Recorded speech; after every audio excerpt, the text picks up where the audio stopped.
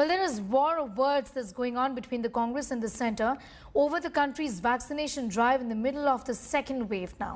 Union Health Minister Dr. Harshvardhan has hit back at former Prime Minister Dr. Manmohan Singh after he wrote to the Prime Minister calling for ramping up of the vaccination drive and approving foreign vaccines cleared by regulatory panels of the US and of the European Union.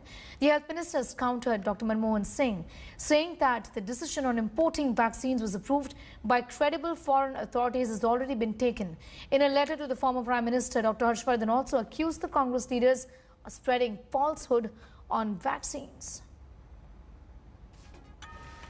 My colleague Kumar Kunal is getting us more details on that story. Kumar, essentially a lot is being now said about whether this reply from Dr. Harshvardhan was warranted at a time when Dr. Manmohan Singh was just giving some more suggestions about how procurement processes and all of this should be more transparent to instill confidence in the people of the country, because we're in the middle of the pandemic and everybody is extremely unsure about what's going on, isn't it?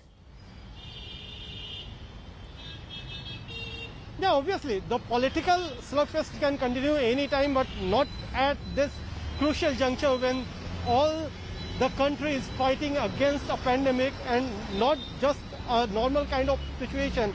The situation is getting grimmer every day. And although ex-Prime Minister Manmohan Singh has written a letter to Prime Minister Narendra Modi yesterday and has suggested some of the points regarding the vaccination drive, today the Health Minister has counter-attacked the former Prime Minister and literally told him to and advised him to make his own party fall in line, and whatever the suggestions Manmohan Singh is giving, the Health Minister has told him to make his party members to behave more responsibly, and that's what Dr. Harshvardhan has written in his letter, that due to some misinformation, the whole vaccine drive could not fetch those kind of results which it should be. And hence there is a war of words which is continuing between both the parties, Congress and BJP.